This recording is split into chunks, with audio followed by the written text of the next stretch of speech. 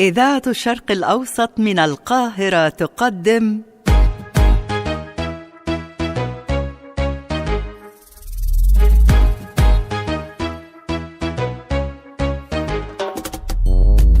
عالم عامل فلاح.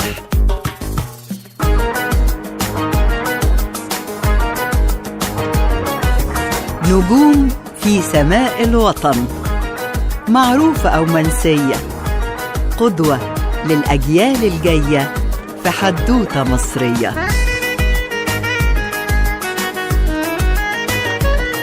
حدوتة مصرية، حدوتة مصرية مع أحمد إبراهيم.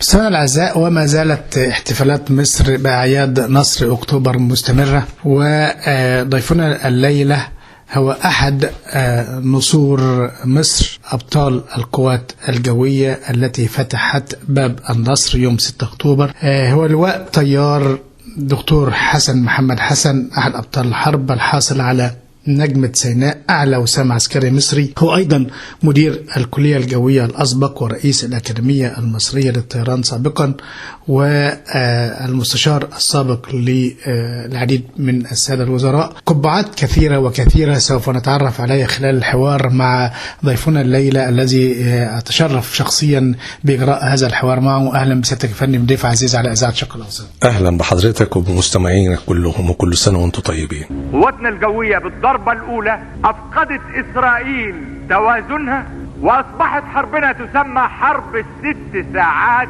بدل حرب ال6 أيام اللي قالوا عليها سنة 67. في 6 ساعات وأقل فقدت القوات الإسرائيلية توازنها كاملا. عاش اللي قال للرجال عندهم قنال، عاش اللي حول صبرنا حرب ونضال، عاش اللي قال يا مصرنا ما فيش مكان، عاش ليك اسمك رجعت جارك خلى نهارك، رجعت جارك خلى نهارك أحلى نهار أحلى نهار. دكتور حسن، حضرتك كان نفسك تكون طيار؟ كان دي رغبتي الوحيدة، لدرجة أنا جيت في الثانوية العامة علشان أحافظ على صحتي في السنة الوحيدة اللي قللت فيها معدل المذاكرة بتاعي، لأن أنا كنت عارف أن اللياقة الطبية مهمة جدا للطيار، والكشوفات الطبية صعبة للغاية. فهي السنة الوحيدة اللي قللت فيها معدل مذاكرتي، اللي دي مش طبيعتي، لأن أنا كنت طول عمري نتائجي أول ما دخلت الكلية أول ترتيب ليا من إعداد المتوسط كنت الثالث، وعلى الاتحاد السوفيتي كنت الأول على المجموعة. فهي السنة الوحيدة لدرجة أتذكر والدتي الله يرحمها قالت لي طب نفترض إنك ما قبلتش في الكلية الجوية. فكان ردي عليها قلت لها ربنا اللي حط فيا الحاجة دي بالقوة دي أكيد إن شاء الله هيوفقني. تقدمت مباشرة على الكلية الجوية؟ بالظبط. في الكشف الهيئة سألوني قالوا لي رغبتك ايه؟ قلت لهم الأولى والثانية والثالثة كلية الطيران. حتى طلعت النتيجة الأول إن أنا لايق بحرية، والمفروض أن أنا أقدم نفسي في البحرية، وما كانتش لسه نتيجة الكلية الجوية طلعت. رفضت أن أروحها واستنيت. اللي لفت للنظر في ده يا فندم، ده كان ده عام 67، يعني بعد النكسة. والنكسة معروف ان هي كانت نكسة لسلاح الطيران قبل ما تكون نكسة للقوات المسلحة كلها، يعني ضرب المطارات وضرب الطيران هم لسه في قواعدها، يعني كانت تخوف اي حد يدخل للسلاح الطيران. الجيل اللي انا بنتمي ليه فتحنا عينينا على ثورة 52. صح. وكان الحس الوطني عالي جدا. يعني حضرتك نتذكر سويا ان الفن كان له دور كبير جدا جدا في اسكاء الروح الوطنية. صحيح. في الوقت ده هي كانت مرحلة الروح القومية او الوطنية. بالزبط. او الشعور الوطني والقومية كمان، عشان جمال عبد الناصر اسكى الروح القومية بطريقة قوية جدا. فاحنا كنا فعلا والحماس الوطني اللي بالظبط. فاحنا كنا فعلا ما احناش محتاجين انك انت تحيي فينا الروح المعنوية، لا بالعكس. كانت بعد النكسة، حتى بعد النكسة بالعكس ازدادت الإرادة، بقت قوية جدا ان احنا لابد من استعادة أرضنا. وإن كان عليهم أن يتذكروا ما قلته يوما وما زلت أقوله: العين بالعين والسن بالسن والعمق بالعمق. هذه أرضي أنا وأبي ضحى هنا وأبي قال لنا مزقوا أعداءنا.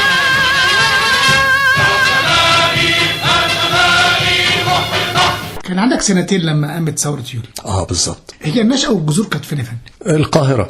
في القاهرة، وبرضك ممكن يكون تأثير غير مباشر لأن الوالد كان من الرعيل الأول الهندسي لبداية الطيران. يعني هم كانوا مجموعة أولية أول ما نشأت القوات الجوية في 1928، وخدوا مجموعة لإنجلترا عشان تدرس علشان أول طيارات تيجي مصر في الوقت ده. فهو كان من الرعيل الأول. هو كان مدني؟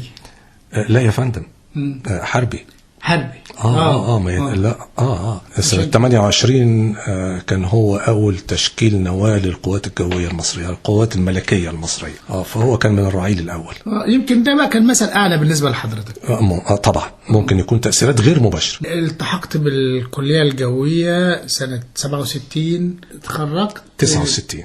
أنا طرت في سن صغيرة جدا طيارة أقدر عليها عنيفة، سخوي 7 يا روسي. فكان الإجهاد والجي عالي جدا، وهي السن ده فترة نمو عظام. هي الجي هنا الجي يعني الجاذبية؟ قوة الجاذبية. يعني ما بنقول مثلا بجيب 5 جي يبقى تضرب 5 في وزنك، فبدأ تأثير القوة الضغط عليك، حصل مشاكل. أنا قصدي إنه ما فيش شك برضك في السن الصغير ده له تأثيرات. حضرتك سافرت روسيا يا فندم؟ أيوة. اتدربت في روسيا؟ أيوة. طلعت الأول على الدفعة اللي احنا طرنا طيارة ابتدائية اسمها الجمهورية هنا في الكلية الجوية، وبعدين رحنا متوسط، هو إعدادي متوسط نهائي، كان ساعتها الكلية 3 سنين. وأنا أول ما رحت إعدادي طرت طيارة ياكي 18، وبعدين خدوا مجموعة مننا لأن برضه كانت المواصفات الطبية ساعتها لروسيا أعلى شوية من المواصفات اللي احنا بناخدها هنا، فقعدوا علينا الكشف الطبي، واللي نجح خدوه يكمل في روسيا. فرحت طرت طيارة جيت اللي 29، وبعد كده طيارة سخوي 7. ما فيش شك الروس أساتذة في التعليم الابتدائي للطيران، لأن احنا الحقيقة خدنا حقنا قوي جدا من التدريب الراقي الابتدائي، لكن بعد ما جينا مصر استكملنا مرحلة التدريب العمليات القتالي، هو يعتبر على الحرب يعني. بالظبط. رايحين شايلين فينا سلاح، راجعين رافعين رايات النصر، سالمين حالفين بعهد الله، ناجرين واهبين حياتنا لمصر. باسمك يا بلدي حلفنا يا بلدي، بجيشك وشعبك نرد التحدي. باسمك يا بلدي حلفنا يا بلدي، بجيشك وشعبك نرد التحدي. أرضك وزرعك شمسك وقمرك، شارك ونغمك بنيلك وهرمك، بدمي أفادك وصد الأعادي، وأدي بروحي عيونك يا مصر. مستمعينا الأعزاء، الحوار المهم مستمر مع النسر المصري الطيار الوحيد الذي حصل على نجمة سيناء بمجلس الشعب في الجلسة الشهيرة الذي كرمه الرئيس أنور السادات، وكرم أيضا أبطال حرب أكتوبر في هذه الجلسة الشهيرة عام 1974. أحد أبطال حرب أكتوبر المجيدة اللواء دكتور حسن محمد حسن.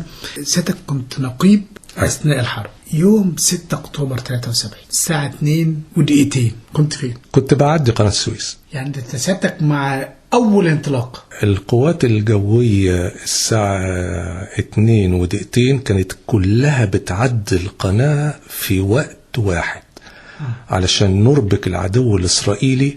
صحيح. أولا كمفاجأة، ثانيا حتى لو عرف ان في اجتياح فيحصل تشتت وما يقدرش يحصل تركيز في مجابهتنا.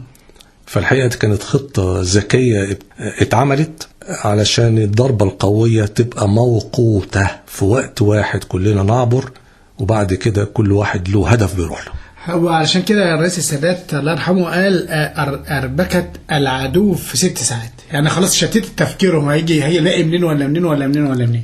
حضرتك أنا متفق معاك تماما، لأن أنا دايما بأميل للألفاظ القوية المعبرة من أنور السادات بالنسبة لحرب 73. لابد أن نعترف بالجدارة والأداء اللي قامت به قواتنا الجوية في الضربة الأولى ومهدت لكل هذا الانتصار الرائع.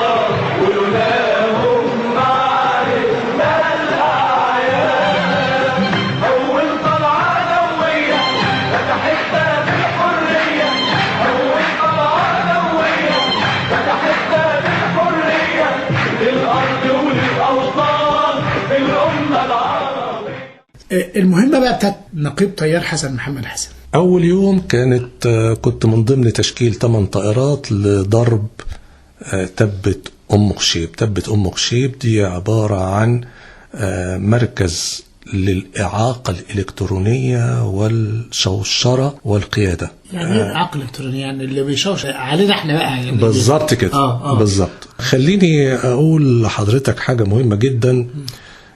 في طيار إسرائيلي اسمه أوفال إيفارت. السنة دي أنا كنت بدور على اليوتيوب عن وثائق إسرائيلية، فأوفال إيفارت لقيته بيقول الآتي، بيقول هو طيار هليكوبتر، بيقول وأنا كلموني في القيادة وقالوا لي إن في طيارات هليكوبتر تبعك من السرب، طلبنا منها طلعة انها تروح تبة أم خشيب، فما قدروش ينزلوا وما نفذوش المهمة ورجعوا. فقال أنا انزعجت جدا لما عرفت كده، وقلت هطلع بنفسي واشوف ايه اللي مطلوب. قالوا له ان أم خشيب فيها خسائر عالية جدا، واحنا عايزين ننقل بعض المصابين اللي ممكن ننقلهم فورا، ومفيش طريقة لان دي هضبة مرتفعة، مفيش طريقة نقدر نجيبهم دلوقتي غير بالطيارات. فعلا انا طلعت، انا كقائد السرب طلع بالطيارة الهليكوبتر، قال لقيت المنطقة كلها تبة أم خشيب مشتعلة نيران ودخان كثيف جدا، لدرجة ان انا غامرت، قعدت طاير فوق المنطقة وخايف ان انا اخبط في القرايل لانها كلها قرايل عالية.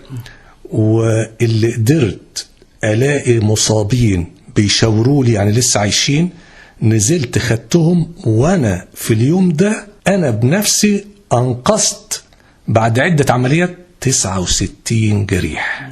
يعني ده دليل على قوة وشدة الضرب. بالظبط. اللي هي كان من ضمن مهام حضرتك. بالظبط. كان المطلوب تدمير أم خشيب، وفعلا ما اشتغلتش طوال فترة العمليات. أما مرجم ده يا فندم؟ أم مرجم ده مركز قيادة. ده حاجة تانية. ده حاجة تانية. ده حضرتك برضه كمان. علشان كده أنا بقول إنه ضرب أم خشيب وأم مرجم الاتنين دول مفيش شك. أنا رأيي إنهم كانوا ليهم أكبر تأثير على مجريات حرب 73 في الافتتاحية. اللي ضرب أم خشيب إحنا سرب 82 متعدد، واللي ضرب أم مرجم التيو 16. الضربة الجوية المركزة كان لها أثر كبير جدا في العملية دي. بدأت يوم 6 أكتوبر، عبرت أكثر من 220 طيارة قناة السويس الساعة 2 بعد الظهر تماما. دخلنا، هجمنا على جميع وسائل الدفاع الجوي، هجمنا على مطارات العدو الموجودة في سيناء، هجمنا على مراكز القيادة في سيناء، دمرنا 95% بدون مبالغة، وحصل ارتباك في القيادة الإسرائيلية. من قلبي بدعي لك يا جندي، وصلي لك من قلبي، تسلم في الطريق وتجيب نصر غالي، تحكي لي الليالي ويباركوا الصديق ويباركوا الصديق، وتحت الراية العربية لأجل نسايم الحرية ومنصورة والله يا بلادنا والنبي، يا حرسكم الله يا جنودنا والنبي. النسر المصري اللواء دكتور حسن محمد حسن أحد أبطال حرب أكتوبر المجيدة الحاصل على العديد من الأوسمة العسكرية، أعلاها وأكبرها طبعا نجمة سيناء، هي أعلى وسام عسكري مصري، مدير الكلية الجوية الأسبق ورئيس الأكاديمية المصرية للطيران الأسبق. فكرة سريعة للمستمع كده عن حضرتك قمت بعمليات كثيرة ومهام كثيرة خلال فترة حرب أكتوبر من يوم 6 حتى يوم 24 أكتوبر. خلينا نقول حاجة مهمة جدا. الطيارة آلة دقيقة جدا ومنضبطة، وهو آلة بتعكس مدى التقدم التقني في العالم لكثرة التكنولوجيا اللي موجودة عليها. فالنظام اللي بيشتغل مع الطيارة لابد انه يكون نظام محكم صحيح. ومنضبط صحيح. عشان يتسق مع الآلة صحيح. يبقى في اتساق. ده فعلا اللي اقدر اقول انه حصل بعد 67، واللي احنا الاجراءات اللي خدناها علشان بعد ما درسنا اسباب الخسارة، اقدر اقول ان كان الاجراءات اللي احنا خدناها كانت اجراءات محكمة لتتفادى تكرار 67. علشان كده اللي انا عايز اوصل له اقول ان المنظومة القوات الجوية منظومة محكمة ومترابطة، من اول الطيار للمهندس اللي على الطيارة، من الأطقم الفنية لتجهيز الطيارة، للمراقب الجوي اللي بيوصلني لغاية مكان التقائي مع العدو. فهي المنظومة اللي موجودة دي كلها لو ما كانتش دقيقة ومنضبطة ومترابطة هيبقى في مشاكل. ما فيش مجال فعل الخطأ. لا، هو فيه. انت بتغلط غلط اول واخر مره في حياتك. هي اول غلطه هي اول غلطه هي اخر غلطه بالظبط كده. يعني انا بتشرف ان انا اعرف حضرتك من فتره طويله يا فندم، ودايما اقول الدكتور حسن هو شخص منضبط جدا، يعلم اين يتكلم ومتى يتكلم وكيف يتكلم. هل ده نابع من طبيعة شخصيتك، ولا برضو زي ما حضرتك لسه كنت تذكر دلوقتي ان العمل في مجال الطيران لابد ان يكون في اعلى درجات الانضباط؟ ممكن تكون الاثنين، يعني طبيعة شخصيتي زائد تم اصقالها بالسيستم نفسه تمام وطبيعته. حضرتك قمت بعمليات كثيرة ومهام كثيرة أثناء الحرب. السرب ده كان هو السرب الوحيد في القوات الجوية اللي كان بيشتغل 2 مهمة. القوات الجوية كانت عبارة عن مقاتلات، ودي كانت كلها ميج 21، والمقاتلات دورها الحماية الجوية، وعند اختراق العدو المجال الجوي على طول بيطلع علشان يشتبك معاه. وقسم تاني او نوع تاني اخر اسمه المقاتلات القصفة، ودي كانت في الوقت الحالي ده عبارة عن ميج 17 وسخوي 7. مقاتلات القصفة دي الواجب بتاعها عبارة عن بيخصص لها اهداف ارضية، فتطلع ويتم تدمير بواسطتها الاهداف الارضية دي. وفي على الجانب الآخر أنواع أخرى زي القاذفات، وليها دور إنها بتستخدم لأن كثافة النيرانية بتاعتها عالية، وبرضك المدايات بتاعتها تقدر تضرب الأهداف على مسافات بعيدة. وآخر مجموعة هي مجموعة الهليكوبتر. فإحنا السرب الوحيد اللي كان بيقوم بواجب الميج 21 كحماية، والمقاتلات القصفة كقاذفات تساعد في الهجوم الأرضي على الأهداف الأرضية. فعلشان كده كان مادام انت بتاخد الاثنين مهمة، فيبقى حجم العمل كان كبير جدا، وحجم اللود كبير ومتعدد الأغراض. مصر المصري شق السماء ضرب وكتب أعظم ملحمة. مصر المصري شق السماء ضرب وكتب أعظم ملحمة. الأرض اتزلزلت وسمانا جلجلت، والدنيا بحالها قالت بالفرحة هللت. الأرض اتزلزلت وسمانا جلجلت، والدنيا بحالها قالت بالفرحة هللت.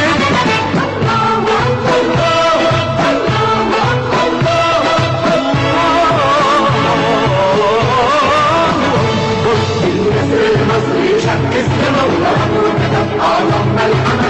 مصر المصري شق السماء والأرض وكتب أعظم ملحمة. الأرض اتزلزلت وسمانا جلجلت،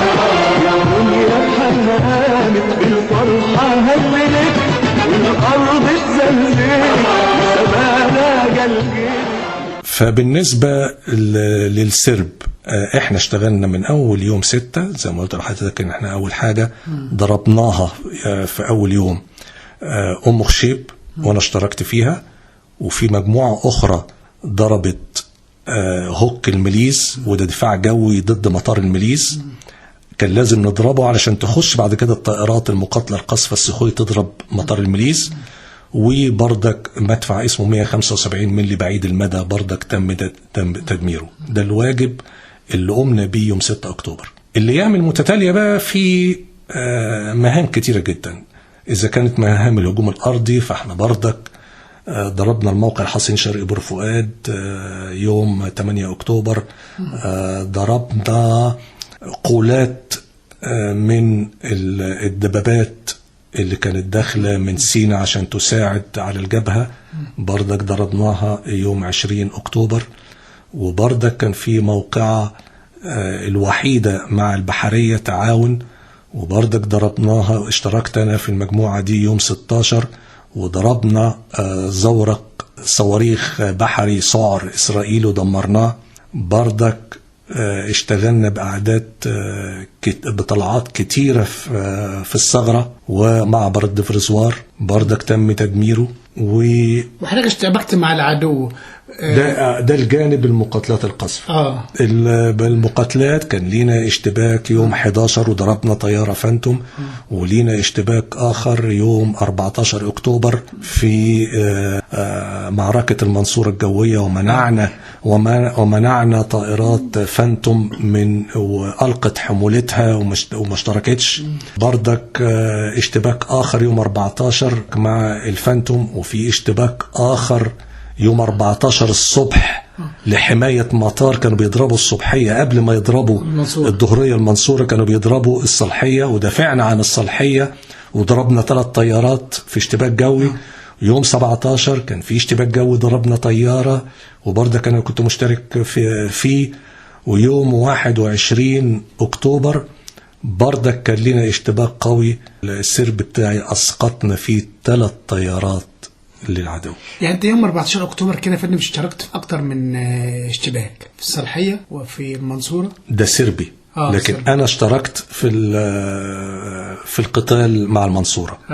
انما سربي الصبحيه اشترك في الدفاع عن الصالحيه وضربنا 3 طيارات. انت لما حضرتك بتقول احنا ضربنا، يعني انت اللي بتبقى طالع، انا بس عايز ابسط القصه للمستمع. حضرتك بتبقى طالع بالطياره لوحدك، انت اللي بتقوم بكل المهام بالظبط. ما فيش حد معاك مثلا بيرصد طياره طيار واحد يعني طياره فيها راكب واحد. أيوة. هو القائد الطائره بالظبط، هو اللي بيعمل كل هذه المهام بالظبط. امام عمليه يوم 6 من اكتوبر سنه 73 حين تمكنت القوات المسلحه المصريه من اقتحام مانع قناه السويس الصعب.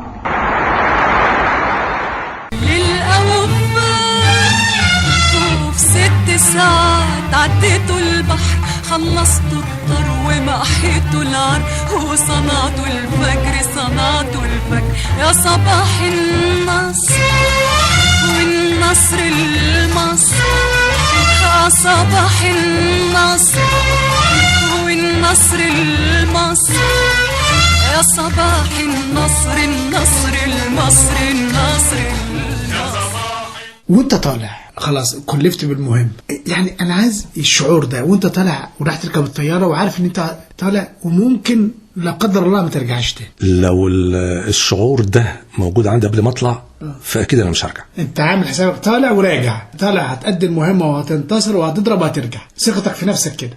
خلينا ارد عليك بطريقه غير مباشره.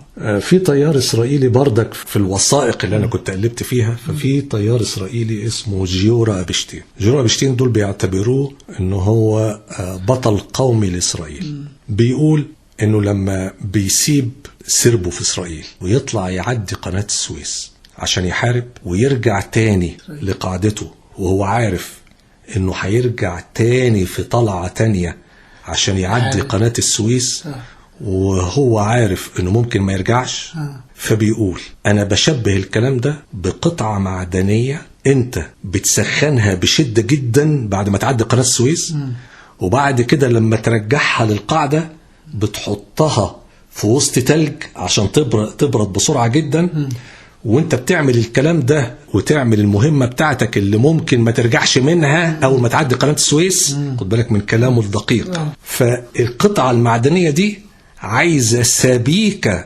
معينة عشان تستحمل البرودة والسخونة الشديدة.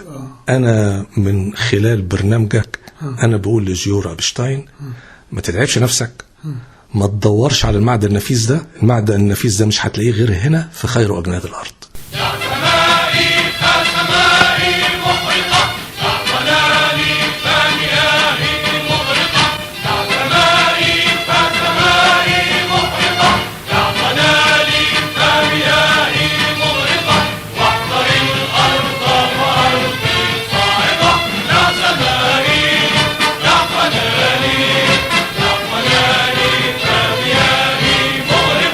مستمعينا الأعزاء، النسر المصري أحد أبطال القوات الجوية التي فتحت باب النصر يوم 6 أكتوبر، لواء دكتور حسن محمد حسن، الطيار الوحيد الذي حصل على وسام نجمة سيناء، أعلى وسام عسكري مصري، مدير الكلية الجوية الأسبق، رئيس الأكاديمية المصرية للطيران سابقا، اللي احنا النهارده بنستضيفه وبنذكر الأجيال التي ولدت يوم 6 أكتوبر. النهارده عندها 50 سنة، فبنذكرها بحرب أكتوبر وبطولات هؤلاء الأبطال الذين لولاهم ما كنا اليوم نحتفل باليوبيل الذهبي لنصر أكتوبر العظيم، وما كنا نحتفل باسترداد الأرض واسترداد كرامة الأمة العربية. أنا عايز أرجع برضو لحضرتك يا فندم، الحالة النفسية بالنسبة للطيار وهو طالع يشتبك مع العدو في اللحظة دي، هو ناسي حياته تماما، هو بيفكر في حاجة واحدة فقط، إما النصر أو الشهادة.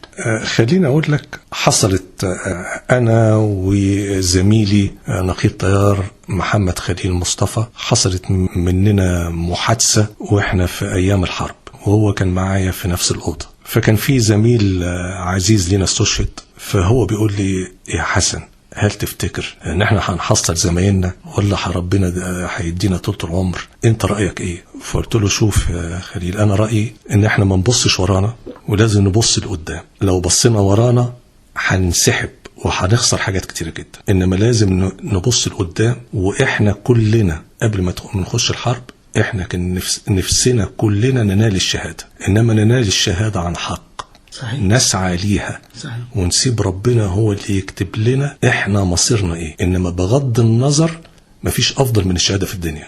لكن انا بقول لحضرتك حاجة مهمة جدا وانا مؤمن بيها. صحيح زي ما بقول لحضرتك ان احنا كلنا بنتمنى الشهادة، انما انا اؤمن بمقولة مهمة جدا برضك قالها جنرال باتون.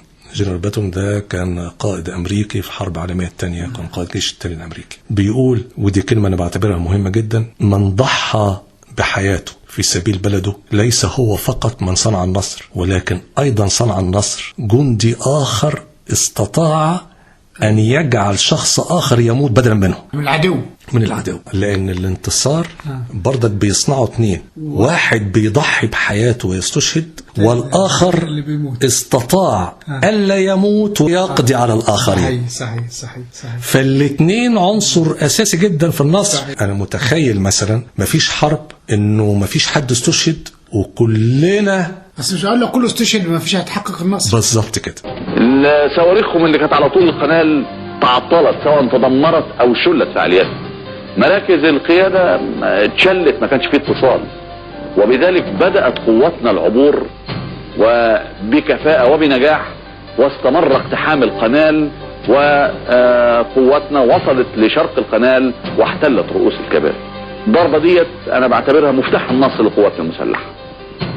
مش بقول ان القوات الجويه هي اللي جابت النصر للقوات المسلحه، لا، القوات المسلحه كلها مشتركه هي اللي ادت الى نصر اكتوبر، لكن القوات الجويه بضربتها الرئيسيه الساعه 2 فتحت باب النصر لقواتنا المسلحه، فتحت باب النصر لبلدنا، فتحت باب النصر بتاع 6 أكتوبر. قمت يا مصر وبعد الصبر وبعد الليل جاي النصر، قمت يا مصر، قمت يا مصر، مصر، قمت يا مصر وعدى ولدك ورفع علمك، جابلك فرحك طيب جرحك بعد الصبر، قمت يا مصر. دكتور حسن، حضرتك اشتبكت كتير مع العدو، حتى في حيثيات منح سيادتك نجمة سيناء قيل ان سيادتك اشتبكت مع العدو برا وجوا وبحرا وكل انواع الاشتباكات، والحمد لله استطعت زي ما سيادتك كنت لسه بتذكر من شويه، استطعت ان تشتبك وتخضع الطرف الاخر وتنجو ايضا من الاصابه او الاسر. كيف تحقق ذلك؟ اولا ثقتي في ربنا، نمرة 2 ثقتي في طيارتي وتدريبي، لان انا اثناء التدريب كنت دايما بمرن نفسي على ان في طيارة خلفي وعايزة تضربني وانا لا امكنها منها ضربي. اللي انا عايز اقوله بالعلم استطعنا ان احنا نحصل على تدريب راقي جدا، وتمثيلنا للمعارك الجوية ان احنا خدنا المواضيع بدقة وايجابية كاملة. استطعنا بالعلم نطوع الآلة اللي في ايدنا انها فعلا الميج 21 استطعنا بيها ان احنا نؤدي اداءات غير مسبوقة ولم تستخدم من قبل الروس. ثقتك في نفسك دي يا فندم اللي خلتك مثلا تشتبك مع 3 طائرات للعدو وانت لوحدك وفي الجو، و2 يهربوا والثالثة تقضي عليها؟ هو في خط رفيع جدا. الطيار المقاتلات لابد ان يكون عنده ثقة بنفسه، لكن اوعى تصل لدرجة الغرور. لازم تكون ثقة كاملة بالمعدة اللي معاك، وثقة في تدريبك، وثقة في نفسك، وثقة كمان ان احنا بنحارب بقضية عادلة. اصل في الموقف اللي انا بقول عليه للمستمع ان في 3 طيارات بتشتبك مع حضرتك، ازاي قدرت تتعامل معهم في هذا الموقف؟ طيب انا هقول لحضرتك بردك لابد انك يكون عندك فلسفة. بمعنى انا زمان كنت بتفرج على محمد علي كلي، فكان له مقولة انا خدتها ونفذتها، بيقول لك انا بحوم حوالين الفريسة زي الفراشة، والدك زي النحلة. فالحقيقة ده اللي حصل. ترجم الكلام ده لرشاقة. الطيار الفايتر المفروض يبقى رشيق. يعني ايه رشيق؟ يعني أداؤه يكون متفاعل ومتناغم مع الآلة اللي معاه، يطوعها اللي عايز يعمله هي تتجاوب معاه فيها. ده ما لا يتأتى إلا بالتمرين والتدريب الجيد، مع زي ما بقول إيمانك بقدراتك وقضيتك. لكن في نفس الوقت بردك وانت في القتال الجوي لا يشغلك أي حاجة إلا التعامل مع العدو فقط لا غير. لست أظنكم تتوقعون مني أن أقف أمامكم لكي نتفاخر معا ونتباهى بما حققناه في 11 يوما من أهم وأخطر بل أعظم وأمجد أيام تاريخ. تفوت عليك المحن ويمر بيك الزمان، وانت أغلى وطن وانت أعلى مكان، ومهما كان انت مصر وكل خطوة بمصر، ومهما كان انت مصر وكل خطوة بمصر. نعيش لمصر ونموت لمصر، مصر مصر تحيا مصر. يا أغلى اسم في الوجود، يا اسم مخلوق للقلوب، يا مصر. نعيش لمصر ونموت لمصر، مصر مصر تحيا مصر. سمعت ستك مرة بتقول الحرب علمتنا الحرب، يعني ايه؟ مشكلتنا في 67 أوجدت شوية علاقات كانت لابد أنك تتغلب عليها. أولا نقص إمكانياتنا، نمرة 2 نقص أعدادنا. فمن 67 ل 73 أنت ساهمت في أنك زودت عدد المقاتلات ل3 أضعاف، وزودت عدد المقاتلات القصفة ضعفين، وزودت عدد الهليكوبتر 5 أضعاف. طيب الطيارين دول صحيح عملت مجهود كبير جدا في داخل الكلية الجوية، وبرضك أرسلت للخارج روسيا بعثات، فبرضك الكم الكبير ده كله خطورته بقى انك انت ما طعمتش للمعركة. فبرضك الناس دي بعد ما جت هنا اهو انت هتخش الحرب بيهم وانت برضك ما حصل لهمش تطعيم للمعركة، وفي نسبة ريسك عالية جدا. الناس دي هتعمل ايه؟ زي انت لما تيجي واحد تمرنه كويس جدا، لكن برضك الواقع العملي حاجة والتدريب حاجة تانية خالص. فبرضك كان في نسبة ريسك ان الجيل ده يخش المعركة لأول مرة، ومع ذلك ده حول حضرتك احصائيه غريبه جدا، ان اكتر من 50% من الناس اللي حصلت على اعلى الاوسمه هم الناس من الجيل ده.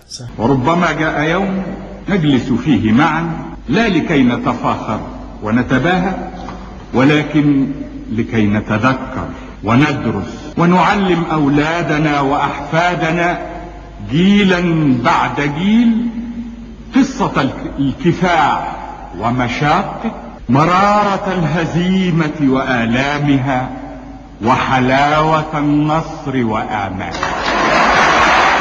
اللواء طيار دكتور حسن محمد حسن، أحد أبطال حرب أكتوبر المجيدة، الحاصل على نجمة سيناء أعلى وسام عسكري مصري، مدير الكلية الجوية الأسبق، رئيس الأكاديمية المصرية للطيران الأسبق، المستشار السابق لوزراء الطيران والنقل والمواصلات، وأيضا رئيس الأكاديمية المصرية لعلوم الطيران، ورئيس المعهد القومي للتدريب على الطيران، ورئيس شركة ميناء القاهرة الجوي. ألقاب كثيرة وعديدة. وأيضا سيادتك يا فندم لم تكتفي فقط بالدراسات العسكرية، ولكن أيضا حصلت على بكالوريوس تجارة وماجستير ودكتوراه في التجارة. اتجهت أيضا إلى القطاع المدني. ليه أنت حضرتك يعني فكرت أنك أنت برضو تحصل على دراسات ومؤهلات مدنية خارج العلوم العسكرية؟ لأن أنا مؤمن أن العلم هو مقياس تقدم الأمم، فلا بد من العلم. احنا محتاجين للعلم في كل نواحي الحياة، وخاصة في الإدارة. في كل نواحي العلم احنا محتاجين للعلم. انت خدت بكالوريوس تجارة من جامعة المنصورة. بالظبط. اشمعنى؟ علشان كنت انا طيار في ابو حماد وقريبة منه. ولا عشان اشتبكت ولا عشان شاركت في معركة المنصورة. جامعة قريبة مني، وانا كنت في الوقت ده في مطار ابو حماد. ده حصلت على اثناء الخدمة يعني. ايضا يا فندم سيادتك حصلت على دراسات عليا ودكتوراه من جامعة عين شمس، وفي التنمية البشرية وإدارة الأعمال والتخطيط والحاسب الآلي والاتصالات. بسم الله ما شاء الله، يعني خبرات كثيرة ومؤهلات عديدة. زي ما قلت أنا مقتنع تماما بلابد أن احنا نهتم بالعلم. أنا قعدت فترة من حياتي لما جمعت السنوات دي كلها، فأنا لقيتها عبارة عن 33 سنة اللي هي التعليم، فترة التعلم 33 سنة. لأن ده 2 بكالوريوس و2 دبلومة عليا كل واحدة 2 سنين، وماجستير ودكتوراه وبعثة للاتحاد السوفيتي، وبعثة لأمريكا، وبعثة لفرنسا. فبرضه كلها حاجات. كل ده بعد الحرب يا فندم مش كده؟ بعد الحرب طبعا. طبعا. لا. يعني قبل الحرب ما كانش لا صوت يعني ولا صوت المعركة. بالظبط كده. كانت الناحية الفنية والتدريب هو شغلنا الشاغل. احنا كنا ما عندناش حياة خاصة، كل حياتنا منصبة في بوتقة اسمها إزالة آثار العدوان والتدريب فقط لا غير. أنا لما أقول اللواء دكتور حسن محمد حسن هو من أمهر الطيارين المصريين. عفوا، ممكن يكون في أمهر مني. مين قال إن أنا أمهر؟ هي كل الحكاية إن أنا أقدر أقول ربنا كان موفقني بأن أنا استطعت أن أنا أضرب طيارات وما فيش حد يقدر يضربني. الدفاعات الجوية لم تستطيع إسقاطي. بردك بتوفيق من عند ربنا استطعت عمل المناورة الصحيحة ضد الدفاعات الجوية الصديقة. في الآخر خالص المحصلة إن أنا كنت موفق في كل طلعاتي في 73. سيادتك من ضمن 5 طيارين فقط حصلوا على نجمة سيناء. كنت أنا أصغر واحد فيهم. سيادتك النقيب الوحيد أو الطيار الوحيد اللي حضر جلسة مجلس الشعب الشهيرة 74 وتم تكريمك من الرئيس أنور السادات. بالظبط. منح نجمة سيناء لعدد 27 ضابط، منهم 13 شهيدا، وعدد 27 صفوة جندي، منهم 12 شهيدا. نقيب طيار حسن محمد حسن. ثم مؤخرا تكريم من الرئيس فتاح السيسي بمناسبة ذكرى 50 لحرب أكتوبر المجيد. بالضبط يا فندم. والآن فليتفضل سيادة الرئيس عبد الفتاح السيسي رئيس الجمهورية القائد الأعلى للقوات المسلحة لتكريم بعض من أبطال حرب أكتوبر.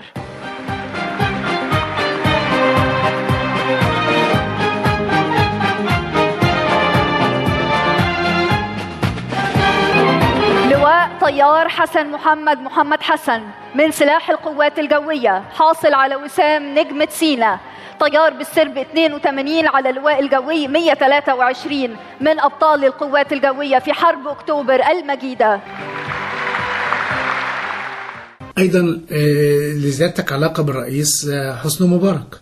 طبعا هو اللي اختارني عشان اخد نجمة سيناء في مجلس الشعب، ويعتبر القائد بتاع سيادتك او استاذ سيادتك في الكليه الجويه وفي سلاح الطيران. بالظبط. الرئيس عبد الناصر فيش علاقه بيه يا فندم؟ المره الوحيده اللي اتقابلنا سوا كنت في منظمه الشباب الاشتراكي في سنه 65. بس انت كنت لسه في ثانويه عامه بقى؟ لا، في تانية ثانوي والاولى ثانوي كمان.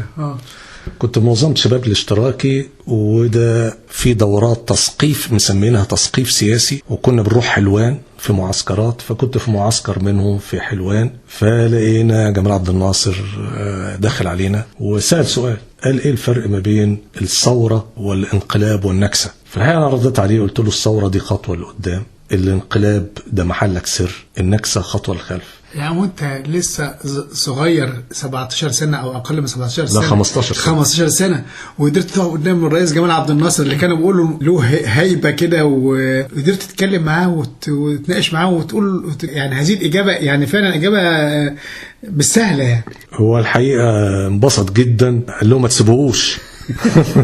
ده كادر مهم. فعينوني مسؤول سياسي تنظيم منطقة شمال القاهرة، وبعد كده طبعا انا سبتهم ودخلت الكلية الجوية. كلنا جندي في كل ميدان، هنا وهناك وفي أي مكان. كلنا جندي في كل ميدان، هنا وهناك وفي أي مكان.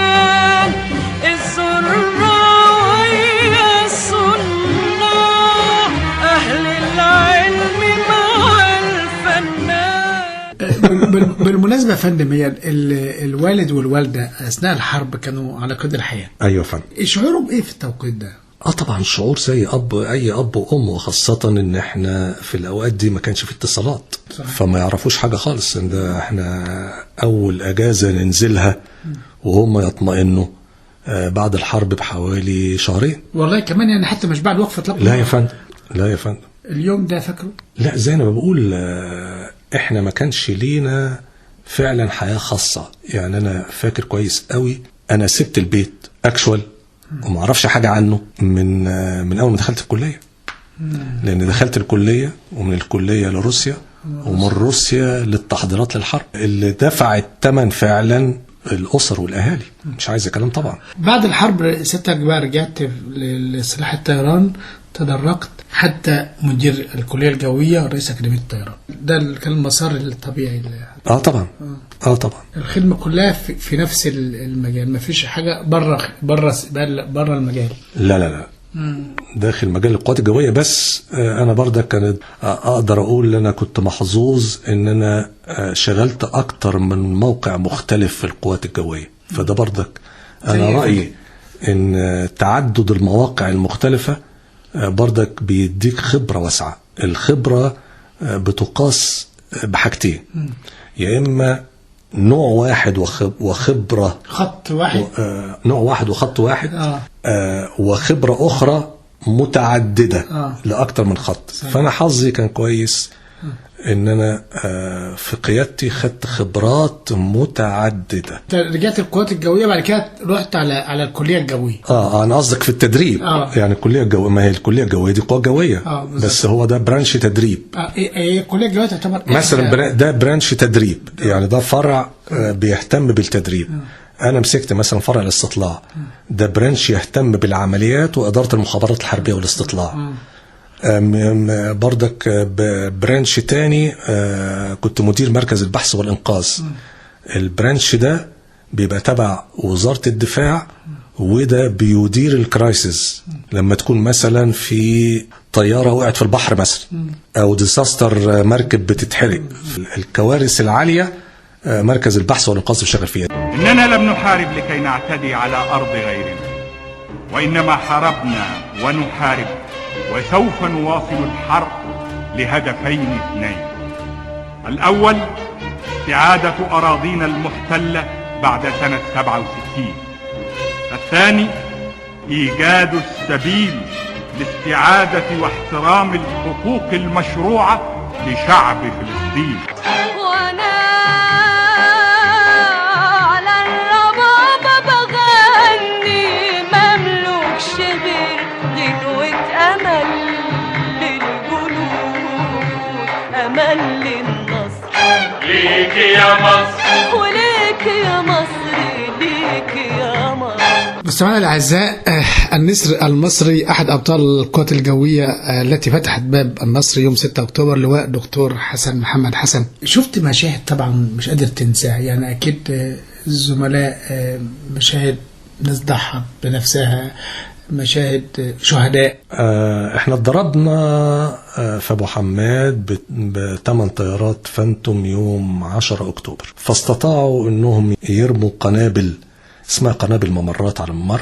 القنابل دي بتبقى واقفة على الممر، حوالي 8 قنابل، وضرب بعض الدشم، لكن الدشم الحقيقة كانت صلبة ما تأثرتش، وفي دشمة واحدة كان فيها طيارتين في جناح الصيانة، هم دول اللي حصل فيهم انفجار كبير. انت حضرتك نفسك شفت الموت؟ لا، ده انا هقول لحضرتك. ال8 قنابل اللي اتحطوا في الممر، فجه فريق الإزالة راح اتحرك لأول قنبلة فانفجرت فيه، فإحنا واقفين بنتفرج على الشكل ده، إنهم بيقربوا للقنبلة وهي بتنفجر. فجه فريق الإزالة الثاني مع المهندسين العسكريين اتحرك علشان يروح للقنبلة الثانية، أول ما قرب لها انفجرت فيه. فإحنا قلنا حاجة من الاثنين، يا إما القنابل دي زمنية وتتصادف إنهم قربوا فانفجرت فيه، فنستنى شوية. فاستنينا. الشهيد رائد عبد السميع كان هو ماسك سرية المهندسين، اللي هو اللي مسؤول عن انه يصلح الممر. فهو قال انا هروح اشوف القنبلة. فحتى انا قلت له رائد عبد السميع انت بتفهم في الازالة قال لي لا. قلت له طيب يبقى هتروح ليه؟ قال لي دي مسؤوليتي، رجالتي ماتوا قدامي ومفيش حد، وانا لازم اصلح الممر، دي مسؤوليتي، لازم اروح اشوف فيه ايه. فخد عربية جيب وسابها بعيد شوية وابتدى يقرب للقنبلة، قرب لها استشهد وانفجرت فيه. فاحنا وقفنا بقى الموضوع واتصلنا بالقيادة العامة وقالوا هيبعتوا حد من الجيش الثاني يشوف القنابل دي ايه. هو اتضح بعد كده هم الحقيقة نجحوا في انهم يأمنوها، وللأسف في آخر واحدة في الممر استشهد العقيد اللي كان جاي من الجيش الثاني. فللأسف احنا فهمنا بقى بعد الحرب ان القنابل دي كانت اول مرة تستخدم في منطقة الشرق الاوسط. ده يدل على الثقل الامريكاني اللي صحيح. من اول يوم في الحرب اللي ابتدى يديله اسلحة حديثة. السلاح ده لم يستخدم في حلف الناتو، وده القنبلة عبارة عن دايرة الكترونية 360 درجة بتتكون عليها حائل، حتى لو كان طوكة معدنية تقوم تكمل الدايرة فتنفجر.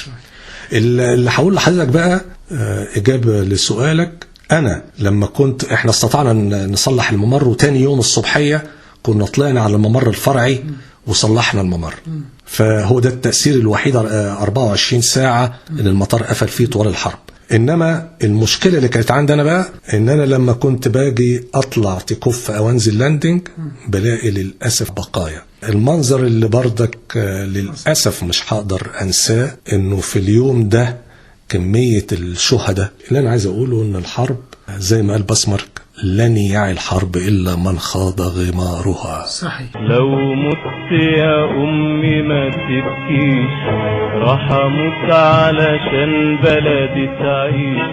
افرحي يا أما وتبكيني، وفي يوم النصر افتكريني. افرحي يا أما وتبكيني، وفي يوم النصر افتكريني. وان طالت ياما السنين خلي اخواتي الصغيرين. وان طالت ياما السنين خلي اخواتي الصغيرين يكونوا زي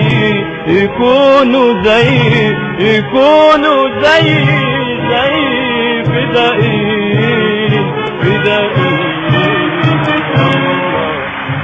النسر المصري أحد أبطال القوات الجوية التي فتحت باب النصر يوم 6 أكتوبر، لواء دكتور حسن محمد حسن. سعيد يا فندم بما أديته سواء في أكتوبر أو في حياتك بالنسبة لبلدك، في مشوار حياتك كله. طبعا رحلة العطاء. أنا الحقيقة الحمد لله أنا في حالة سلام نفسي جدا مع ربنا ومع نفسي. أسرتك الصغيرة بقى يا فندم وكانت فين في كل هذه الأحداث؟ لا ما كانش لسه ليها وجود. لا من بعد الحرب. مش بعد الحرب. أنا عارف حضرتك تزوجت من بعد الحرب. فكانت الأسرة الأب والأم والإخوات. وبعد كده الزوجة. بالظبط. وبرضك طبعا بتأثيري أنا برضك الزوجة كانت متطوعة في عمل. نشأ في دار القوات الجوية مجموعة خاصة علشان تساعد الأطفال ذو الاحتياجات الخاصة، فكانت هي اللي ماسكة المركز ده عمل تطوعي. وبرضك الحقيقة هي اللي أنشأت المركز وفضلت في مراحله المختلفة لغاية آخر يوم بعد إصابتها.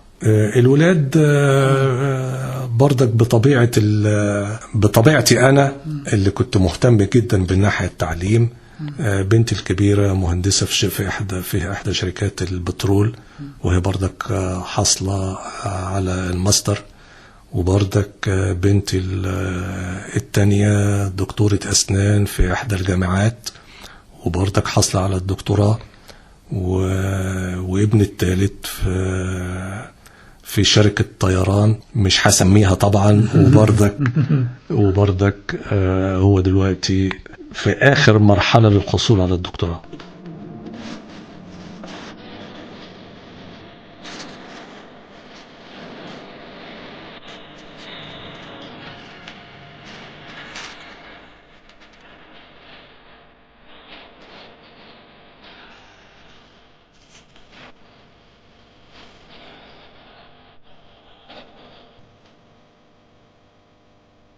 لواء دكتور حسن محمد حسن أحد أبطال حرب أكتوبر المجيدة، الحاصل على نجمة سيناء أعلى وسام عسكري مصري، مدير الكلية الجوية الأسبق، رئيس الأكاديمية المصرية للطيران سابقا، والمستشار السابق لوزراء الطيران والنقل والمواصلات، وأحد النصور المصرية التي فتحت النصر أمام مصر في حرب أكتوبر 73. النهاردة كنا بنقدم لك قدوة ومواطن مصري كان على استعداد يقدم حياته لاستعادة كرامة الأمة العربية والأراضي المصرية بمناسبة ذكرى أكتوبر المجيدة. أنا بشكرك شكرا جزيلا على كل ما قدمته لبلدك، وربنا يبارك في عمرك وفي عملك وفي صحتك، ودايما تعطي وتعطي. أنا يعني سعيد جدا بلقائك النهاردة، وشرفتني ونورتني. وأنا أسعد بتشريفك، وكل سنة وأنتم طيبين لك ولجمهورك الكريم. الأسبوع القادم نلتقي.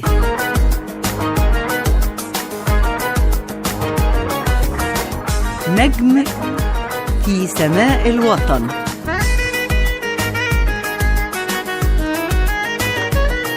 وحدوتة مصرية جديدة مع أحمد إبراهيم.